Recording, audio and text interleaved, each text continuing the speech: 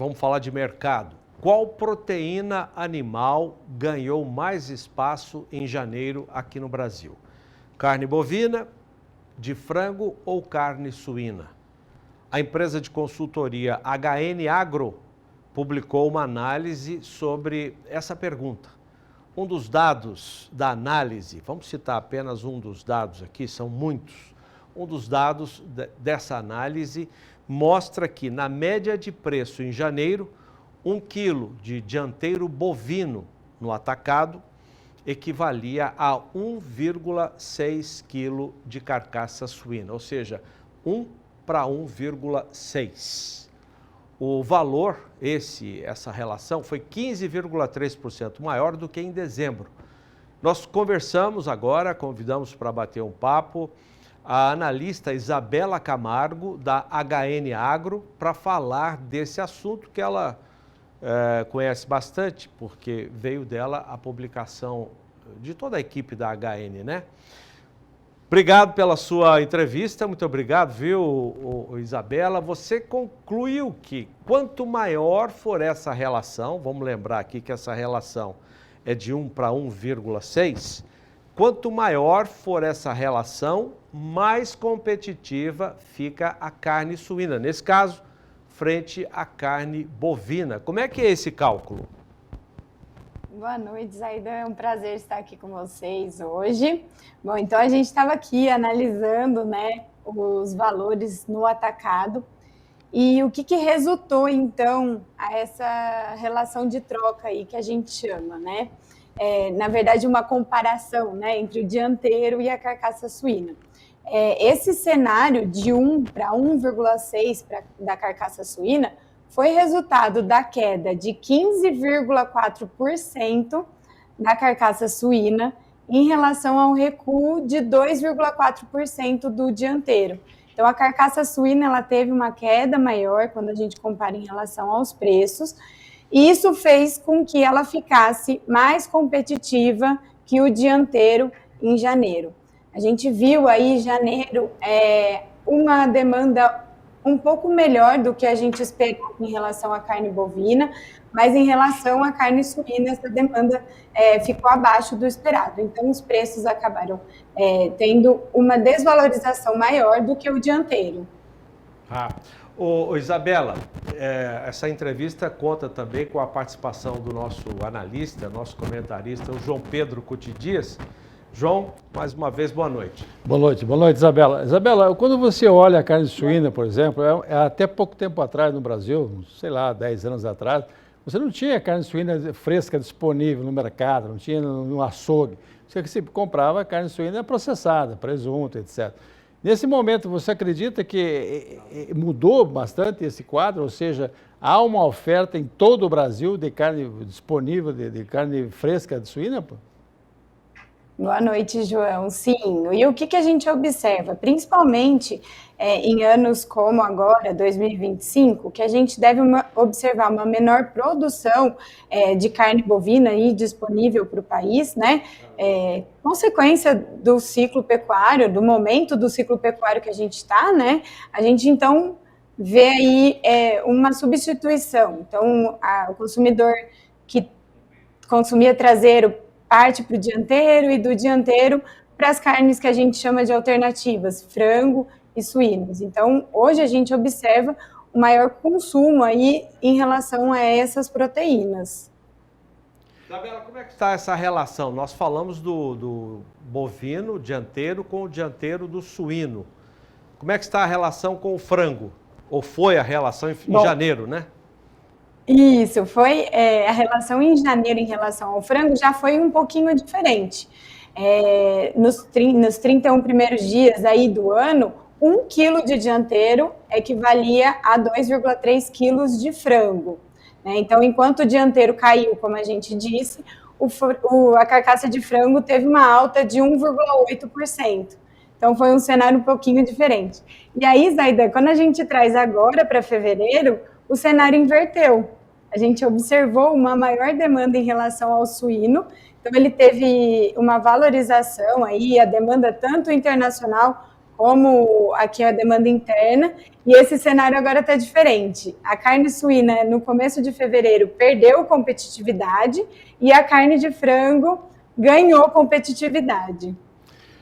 Essas duas carnes, elas trabalham muito em função de mercado, porque o ciclo é muito rápido, né? Você pega, se o pessoal do frango verificar daqui a 90 dias, vai haver um baque no consumo ou nas exportações, eles já começam agora a diminuir a incubação de ovos férteis para diminuir a produção de pinto e 42 dias depois a produção de carne. Você não tem essa mesma flexibilidade no caso da carne bovina. Você tem uma novilha que demora 2 anos e meio para enxertar, mais 9 meses para parir, mais... Então, a diferença que tem em termos de ciclo pesa muito nessa questão da oferta, né, Alexandre? Exatamente, João. A gente tem uma situação bem diferente aí em relação à disponibilidade dessa carne. Então, a gente tem que pensar no bovino, a gente tem esse período que você disse, como você disse, né, um período maior. Então, a gente faz essa comparação, mas a gente tem que pensar que para o bovino, para o cenário mudar, é um pouco mais longo aí do que essas outras proteínas. Você vê ano passado, o primeiro semestre foi um desastre para a pecuária. O pessoal vendeu o boi abaixo do custo de produção. Por quê? Porque você teve uma oferta muito grande de fêmeas, você teve um abate porque o pecuarista ficou no brete, né, legítima expressão da palavra, e você tinha dificuldades de ter rentabilidade, porque o custo o boi chegou a valer menos de R$200 arroba. Isso não cobria o custo de produção. E com isso você teve um abate de fêmeas. Esse abate de fêmeas já te nota, nesse momento, 6 meses depois, quase um ano depois, nota que isso está impactando na oferta de animais, por exemplo, a preocupação entre aqueles que são confinadores, que são recriadores, de encontrar bezerro a um preço mais razoável, vamos falar assim? É isso mesmo. Então, agora, o que a gente observava até o ano passado? A gente estava, como você disse, no período de baixa do ciclo, a gente tinha uma alta, um maior volume de animais disponíveis para o abate, principalmente de fêmeas, e isso se repetiu em 2023 e em 2024. Então, o bezerro que deveria estar disponível no mercado agora em 2025, ele não vai estar, né? Porque a fêmea foi abatida lá em 2023. Então, a gente começa a observar agora, em 2025, uma inversão do ciclo. Então, a gente começa, primeiro, perceber isso e os preços mais firmes, principalmente para as categorias mais jovens, né? Então, a gente começa a observar uma menor oferta de bezerros agora, e isso deve ir se intensificando aí nos próximos anos. Então, realmente, agora em 2025, a gente já começa a ver menor disponibilidade de fêmeas para os abates, a gente já deve começar a observar, ter um começo dessa mudança agora no primeiro semestre, e isso se concretizar também nos próximos anos. Vamos falar da recuperação dessa perda de competitividade. A impressão que a gente tem é que a carne bovina demora mais para recuperar o tempo perdido em relação às outras proteínas. O seu estudo tem alguma coisa relacionada a isso? O que eu teria aqui para a gente comparar em relação ao ano passado, Zaidan, na verdade a gente viu que o dianteiro, ele, comparando aí janeiro com janeiro de 2024, enquanto o dianteiro subiu 41,6%, a carcaça suína subiu 22,5%. Então, quando a gente faz a comparação anual, o cenário é um pouquinho diferente, né? Então, o dianteiro acabou subindo um pouco mais que a carcaça de frango, a carcaça suína, e a de frango também observamos esse mesmo cenário. O dianteiro mais firme que o frango. Então, assim, quando a gente faz a comparação, você comentou no começo do programa, em janeiro, foi 1,62 quilos, né? Para a gente fazer essa comparação anual, ele foi de 15,5% a alta, né? Então, assim, com o dianteiro subindo mais, a carne de frango e suína acabaram sim ganhando maior competitividade. Nesse momento que você vê janeiro com exportação muito forte de carne de frango, a carne de aves houve um aumento significativo agora em janeiro, que não é tão normal, né? Vamos falar assim, né? Normalmente é o segundo semestre que você tem uma maior demanda. E também o Brasil abrindo novos mercados, especialmente na carne suína, tentando abrir mais, exportar mais para o Japão, vender para a Coreia e tal. Esses mercados não poderão ajudar um pouquinho a equilibrar essa questão de preços entre carne bovina, suína e aves, à medida que também as exportações, tanto para frango, tanto para suíno, começarem a melhorar, ou pelo menos pegar mercados que remunerem melhor? Sim, até foi importante você trazer, João, em relação às exportações. A gente tem janeiro, eles já bateram recorde, né, de exportação, tanto a carne de frango como a carne de suína. E aí, a gente tem aqui o dado da primeira semana de fevereiro. Então, quando a gente pensa na carne suína, a média diária foi de 6,3 mil toneladas, o que representou uma alta de 42% em relação a janeiro de 2024. E para a carne de frango, a média diária foi de 28,6 mil toneladas, que foi uma alta de 47,9%, também quando a gente compara a fevereiro de 2024. Então, assim, quando a gente tem o mercado interno aí patinando, com muitas indecisões, que é o que a gente vem vivendo aqui no Brasil, abertura de novos mercados, exportar cada vez mais, apresentar maior qualidade, buscar novos parceiros, é sim importante e um meio de escoar aí essa produção. Lembrando que a expectativa para 2025 é de aumento de produção tanto da carne suína quanto para a carne de frango. Pois não, João. Não, só para fechar. O Brasil tem uma grande vantagem, que você tem um mercado interno forte, que compra bastante, o consumo nosso das carnes dá mais de 100 quilos por habitante ano, e também isso gera um certo equilíbrio para você também aumentar a produção para exportação, né? Ao contrário de alguns outros países, que às vezes tem um mercado interno fraco e é obrigado a vender, entrar no mercado. Nós não, se o mercado estiver lá fora ruim, você tem um mercado interno que compra. Frango, nós estamos consumindo mais de 50 quilos de frango per capita aqui no Brasil. Isso de mamanda caducando, né? Então, eu acho que essa é uma vantagem. E também o modelo de produção que tem no Brasil. Em termos de suíno e de aves, o modelo de produção nosso integrado, pode ser que não deixe ninguém, o criador não fique milionário, mas pelo menos ele criou uma classe média rural no Brasil forte, que é especialmente nos estados do sul do Brasil, né? É isso mesmo, João. Isabela, o João falou de abertura de mercados, né? Vamos falar dos Estados Unidos, que hoje, para a carne bovina, estão na segunda colocação dentre os maiores importadores. China disparado, depois Estados Unidos, Emirados Árabes.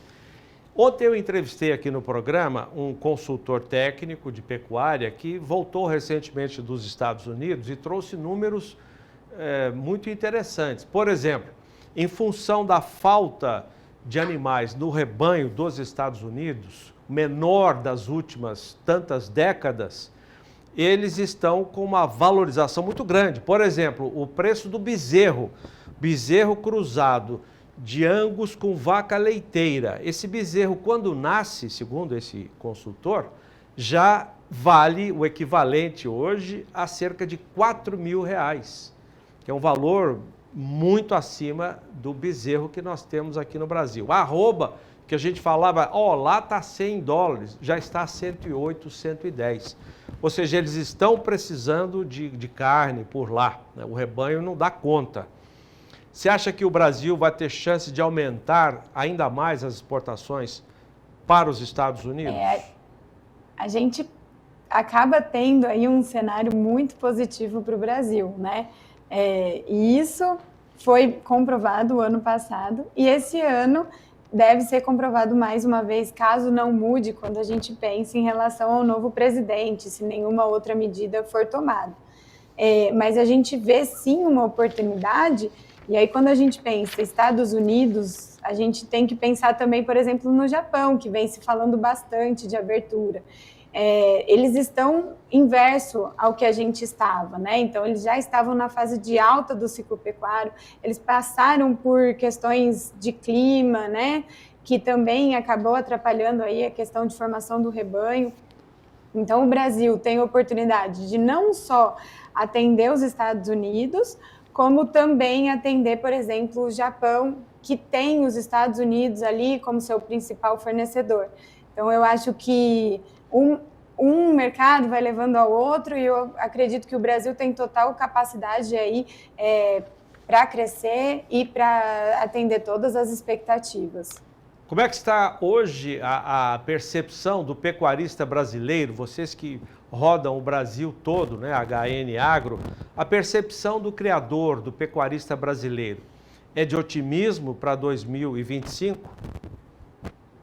Sim, ainda é um otimismo, até porque a gente está, como eu disse, nessa virada de ciclo, então a gente já viu no segundo semestre de 2024 uma arroba valorizando, a gente aqui na HN Agro a gente tinha expectativa de valorização, foi até melhor do que a gente esperava ali, e para 2025 o mercado deve continuar firme, então a nossa expectativa é que para esse ano a arroba fique firme, a gente tenha uma maior firmeza em relação à arroba do boi gordo, e isso claro que acaba gerando aí expectativa em relação ao produtor, então tem tudo aí para ser um ano de início de melhora, pensando aí para 2026 e 2027. Só para finalizar minha participação, você acredita que o gargalo hoje na pecuária de corte do Brasil não seria a necessidade de maiores investimentos, especialmente na cria? Porque nós conseguimos evoluir muito na terminação, ou confinamento, ou terminação intensiva a pasto, ou mesmo a pasto mesmo.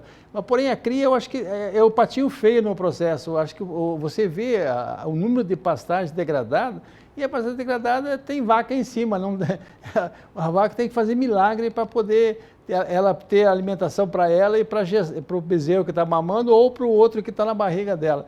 Não está faltando na cria no Brasil um maior incentivo, ou o pecuarista investir mais em cima da sua terra? João, eu acredito que esse investimento tenha que vir em toda a cadeia.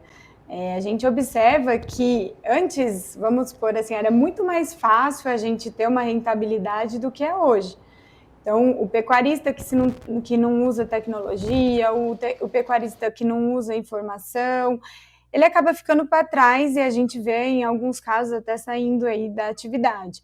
Então, eu acredito que em anos como 2025, que você tem aí uma expectativa de melhora em relação aos preços, é também uma oportunidade do pecuarista aí usar mais tecnologia, ver o que ele pode melhorar, e a gente vê que a pecuária tem cada vez mais tecnologia disponível, tem cada vez mais informação, então, assim, eu acho que é uma oportunidade aí do pecuarista ver o que ele precisa fazer para se profissionalizar cada vez mais, sentir a fazenda como realmente uma empresa que precisa desse investimento, para continuar aí na atividade, né? Que eu tenho certeza aí que tem as suas dificuldades, então a gente tem que aproveitar aí dos anos bons para se preparar para os anos ruins que a gente sabe que vai acontecer. A gente já observou isso antes, a gente já viu a arroba em alta, a arroba